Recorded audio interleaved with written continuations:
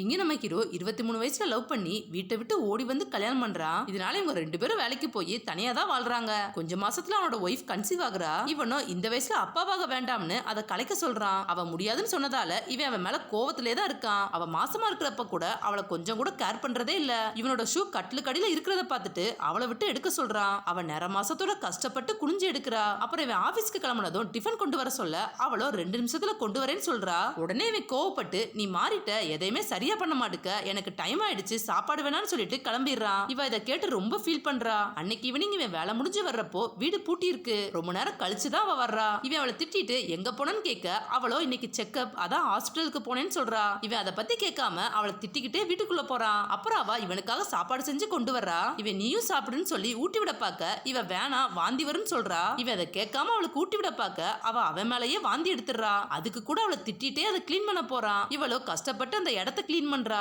இவன் நைட் அவங்கிட்ட நம்ம குழந்தைக்கு நம்ம 2 பேரோட பேரையும் சேர்த்து வைப்போமான்னு கேக்குறா. அவனோ 23 வயசுல வீட்டை விட்டு ஓடி வந்துட்டு நான் வாங்குற சம்பளத்துக்கு இப்ப இதெல்லாம் தேவையான்னு சொல்லி திட்டிடுறான். அப்படியே நைட்டு தூங்கி எந்திக்கிறான். காலையில பார்த்தா இவளுக்கு பதிலா இப்ப இவன் மாசமா இருக்கான். இவன் அவனுக்கு சாப்பாடு வச்சுட்டு இந்த ஒரு வாரம் மட்டும் நீங்க வேலைக்கு போனா போதும், அடுத்து பிரெக்னன்சி லீவு வரும்னு சொல்றா. அவனோ இன்னையில இருந்து லீவு போட போறேன், படியேற கூட முடியல, எல்லாரும் என்ன கிண்டல் பண்ணுவாங்கன்னு சொல்றான். அதுக்கவ யார் கிண்டல் பண்ண போறா, எல்லார் வீட்லயும் இப்படிதானே நடக்குது, உங்க ஃப்ரெண்டு கூட நேத்து கன்சீவ் ஆயிட்டாருன்னு சொல்றா. இவன் அதை கேட்டுக்கிட்டே சாப்பிட அப்ப அவனுக்கு வாந்தி வருது. இவ கையிலேயே அதை பிடிச்சிட்டு அவன் வாயையும் தொடச்சு விடுறா. அப்புறம் அவ நான் கிளம்புறேன், ஈவினிங் லீவ் போட்டுட்டு வர்றேன், ஹாஸ்பிட்டலுக்கு செக்கப்புக்கு போலாம்னு சொல்றா. ஈவினிங் டாக்டர் இவனை செக் பண்ணிட்டு 2 வாரம் கழிச்சு டெலிவரி டேட் இருக்கு, அன்னைக்கு அட்மிட் ஆயிருங்கன்னு சொல்றாரு. இவன் அப்ப அழுதுகிட்டே வலிக்குமா டாக்டர்னு கேக்குறான். அதுக்கு டாக்டர் இது முத பிரசவம்ல, அதனாலதான் பயப்படுறீங்க, அடுத்ததுல எல்லாம் பயமே இருக்காதுன்னு சொல்றாரு. இவன் உடனே ஒன்னே போதும்னு சொல்றான். ஒரு நாள் இவன் நைட்டு தூங்கும் போது வலி ரொம்ப வந்துருச்சுன்னு அவகிட்ட சொல்றான். உடனே அவ ஹாஸ்பிட்டலுக்கு கூட்டிட்டு போறா. அங்க டாக்டர் கிட்ட இவன் ரொம்ப வலிக்குது, ஏதாச்சும் மருந்து கொடுங்கன்னு சொல்லி கத்துறான். டாக்டரோ புஷ் பண்ணுங்கன்னு சொல்லி இவனோட கையெல்லாம் பிடிச்சிட்டு இருக்காரு. இவன் வலியில கதறிக்கிட்டே